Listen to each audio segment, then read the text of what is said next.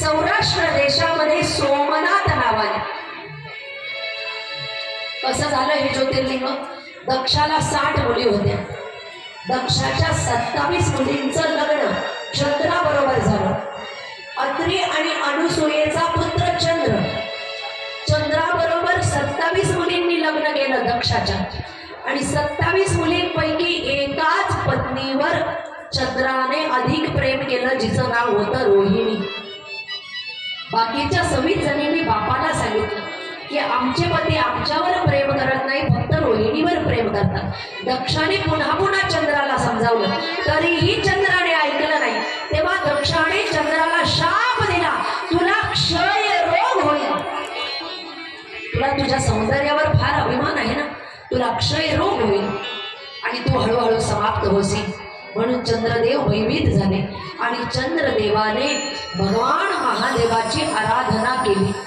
ज्या ठिकाणी आराधना केली त्या ठिकाणी भगवान महादेव प्रकट झाले आणि चंद्राला सांगितलं, तुम्हाला अजिबात घाबरण्याची गरज नाही. तुम्ही 15 दिवस कलेने वाढणार आणि 15 दिवस कलेने कमी होणार. एकच दिवशी तुमचं दर्शन कोणाला घडणार नाही, ते आहे अमावस्या. तुम्ही पूर्णतः काळ्या रंगाचे होणार, पण तुम्हाला मृत्यू येणार नाही. महादेवाने चंद्राचा शाप थोडाफार कमी केला, दक्षाने दिलेला. आणि जिथे दर्शन दिलं तिथे चंद्राचं एक नाव आहे सोम, म्हणून चंद्राच्या नावाने महादेव स्थित झाले. बोला सोमनाथ भगवान की जय.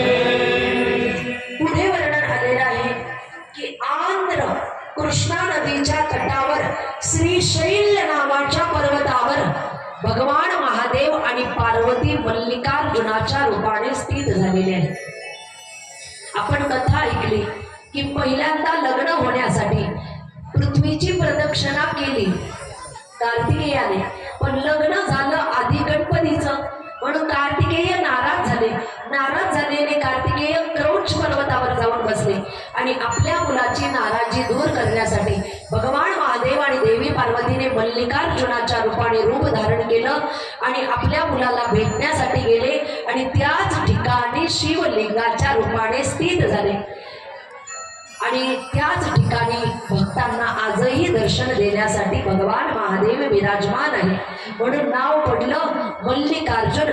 बोला मल्लिकार्जुन भगवान की जय. पुढचं ज्योतिर्लिंग आहे भारताच्या मधोमध मध्य प्रदेशामध्ये उज्जैन नगरीमध्ये. पूर्वी या नगराला नाव होतं अवंतिका नगर. तिथे क्षिप्रा नदीच्या किनाऱ्यावर भगवान महादेव महाकालेश्वर रूपाने प्रकट झाले. कारण वेद प्रिय ब्राह्मण होता, त्याला 4 मुलं होते. 4ही मुलांनी महादेवाची आराधना केली, पण दूषण नावाच्या दैत्याने गावावर आक्रमण केलं, सगळ्यांना मारण्याचा प्रयत्न केला. त्यावेळी 4ही भावंडाने महादेवाची काया वाचा मनाने आराधना केली आणि भगवान महादेव प्रकट झाले. दूषण नावाच्या दैत्याचा वध केला आणि भगवान महादेव महाकालाच्या रूपाने त्या ठिकाणी आजही स्थित आहे. बोला महाकालेश्वर भगवान की जय. पुढे वर्णन करतायत ओंकारेश्वराचं. मध्य प्रदेशामध्ये इंदोरच्या जवळ ओंकारेश्वर नावाचं गाव आहे, नर्मदेच्या तटावर.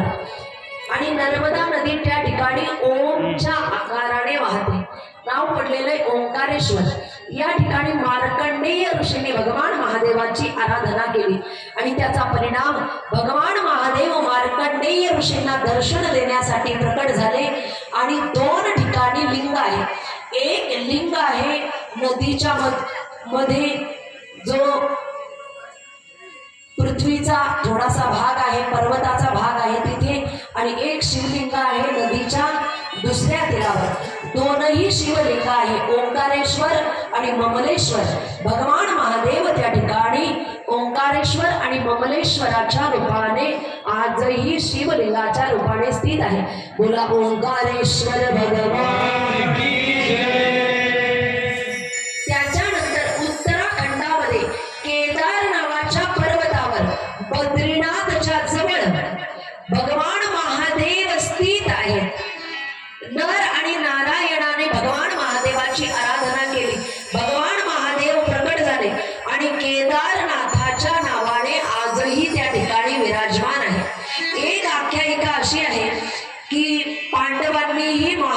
महादेवाची आराधना केली युद्धानंतर.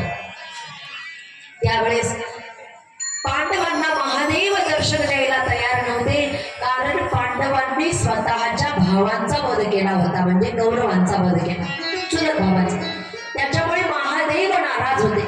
अशा महादेवाने बैलाचं रूप धारण केलं आणि जेव्हा भीमसेनला कळलं, भीमसेन त्या बैलाच्या मागे पळाले, बैल जमिनीत जायला लागला. त्यावेळेस बैलाच्या पाठीवरचा जो त्रिकोण आहे तोच वर राहिला. भीमसेनजींनी तो त्रिकोण पकडून ठेवला आणि तो त्रिकोणच केदारेश्वराच्या नावाने आजही त्या ठिकाणी स्थित आहे.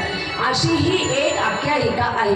बोला केदारनाथ भगवान की जय. पुढे वर्णन आलेलं आहे की झारखंड राज्यामध्ये देवघर या ठिकाणी पौराणिक कथेनुसार सुलतानगंज येथून गंगाजल आणून ज्या महादेवावर समर्पित केलं जातं, असं जे शिवलिंग आहे, म्हणतात की रावणाने आत्मलिंग महादेवाकडून मागितलं होतं आणि ते आत्मलिंग देताना त्याला स्नान संध्या करायची वेळ झाली. त्याने ते आत्मलिंग एका गुराख्याच्या हातामध्ये दिलं. ती गुराखी होते गणेशजी आणि आत्मलिंग गणेशजींनी त्याच ठिकाणी ठेवलं आणि ते शिवलिंग त्याच ठिकाणी स्थित झालं. एक आख्यायिका असं आहे की ते शिवलिंग महाराष्ट्रामध्ये परळी वैजनाथ या नावाने याच ठिकाणी स्थित आहे आणि झारखंड या ठिकाणी सुद्धा परळी वैजनाथ नावाचं शिवलिंग आहे.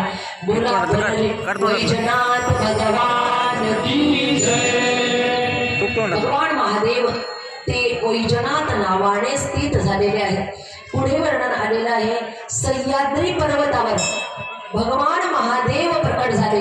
भीम नामाच्या दैत्याने एक सुदीक्षण नावाच्या भक्ताला त्रास दिला आणि शिव भक्ताला कारागृहामध्ये टाकला. त्यावेळेस सुदीक्षण जो सुदक्षिण आहे त्याने कारागृहामध्येही भगवान महादेवाची आराधना केली. भगवान महादेव प्रकट झाले, भीम दैत्याचा वध केला आणि दैत्याच्या नावाने सह्याद्री पर्वतावर कायमचे स्थित झालेले आहे. त्याचं नाव पडलं भीमाशंकर. बोला भीमाशंकर महादेव की जय.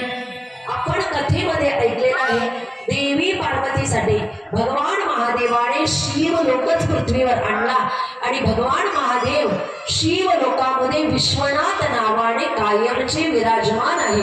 बोला काशी विश्वेश्वर भगवान की जय. पुढे वर्णन आलेलं आहे की महाराष्ट्रामध्ये नाशिक जिल्ह्यामध्ये गोदावरी नदीच्या तटावर ब्रह्मगिरी पर्वतावर गौतम ऋषी राहत होते. त्या गौतम ऋषींकडून अनावधानाने गोहत्या झाली, चुकीने छलकपटाने करून घेतली आणि जेव्हा गौहत्या झाली त्यावेळेस गौहत्येचं पातक दूर करण्यासाठी गौतम ऋषींनी तीनही देवांची, विशेषतः महादेवाची आराधना केली आणि महादेवाची आराधना केल्यानंतर तीनही देव प्रकट झाले आणि तीनही देव प्रकट झाल्यानंतर महादेवाचं शिवलिंग त्या ठिकाणी तयार झालं.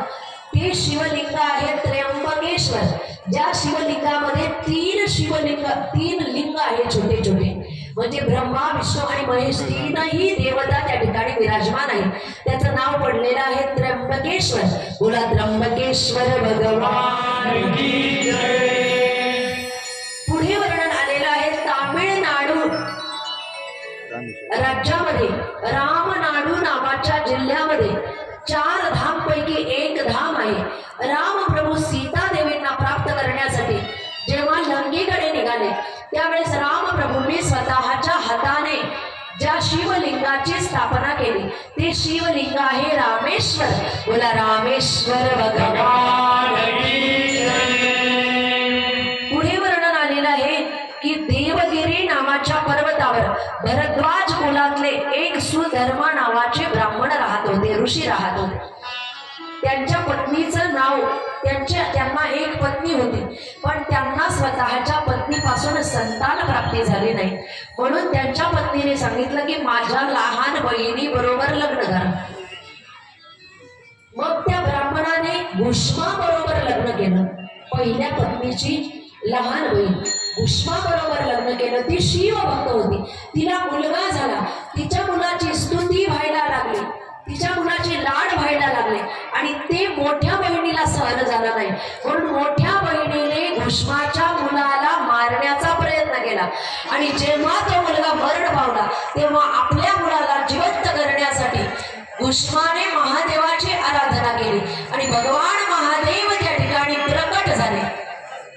आणि भगवान महादेवाने भीष्माला दर्शन दिलं, मुलाला जिवंत केलं आणि भीष्माच्या नावाने भगवान महादेव त्या ठिकाणी कायमचे स्थित झालेले आहेत.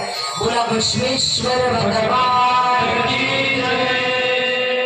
नंतर वर्णन करतायत गुजरात मध्ये बडोद्यामध्ये नागांची देवता आहे, जे नागदेव आहेत. त्या ठिकाणी भगवान महादेव नागेश्वराच्या रूपाने स्थित झाले. एक सुप्रिय नावाचा भक्त नौकेमध्ये समुद्रातून जात असताना दारुक नावाच्या राक्षसाने त्याच्यावर आक्रमण केलं, त्याला मारण्याचा प्रयत्न केला आणि बंदीगृहामध्ये टाकलं. तरीही बंदीगृहात गेल्यानंतर सुद्धा सुप्रियाने भजन सोडलं नाही. तेव्हा पशुपती अस्त्र घेऊन भगवान महादेव प्रकट झाले, राक्षसाचा वध केला आणि आपला भक्त सुप्रिय त्याला मुक्त केलं आणि भगवान महादेव त्या ठिकाणी नागेश्वराच्या रूपाने कायमचे स्थित झालेले आहेत. बोला नागेश्वर भगवान की जय. पण नागेश्वर महादेव महाराष्ट्रामध्ये औंढा या ठिकाणी सुद्धा स्थित आहेत, अशी ही आख्यायिका येते. औंढा या ठिकाणी सुद्धा नागेश्वराच्या रूपाने भगवान महादेव विराजमान आहे. अशा 12ही ज्योतिर्लिंगाचं वर्णन या ठिकाणी आलेलं आहे. या 12ही ज्योतिर्लिंगाचं आपण एकदा मनापासून स्मरण करूया. ज्यांना येत असतील ते माझ्यासोबत म्हणू शकतात हात जोडून. सौराष्ट्रे सोमनाथं च श्रीशैले मल्लिकार्जुनम् उज्जैन्यां महाकालम् ओंकारं कमलेश्वरं परल्या वैद्यनाथं च डाकिन्यां भीमशंकरं सेतुवन्देतुनामेशं नागेशं तारकावने वाराणस्यात् विश्वेशं त्र्यम्बकं गौतमे तटे हिमालये तु केदारं कृष्णेशं शिवालये एतानि ज्योतिर्लिङ्गानि सायं प्रातः पठेन्नर सप्तजन्मकृतं पापं स्मरणेन विनश्यति स्मरणेन विनश्यति स्मरणेन विनश्यति. उमापति महादेव की जय. नागेश्वर भगवान की जय. माता की जय. हनुमानजी महाराज की जय. सब संतन की जय. ओम नमः पार्वती पतये हर हर.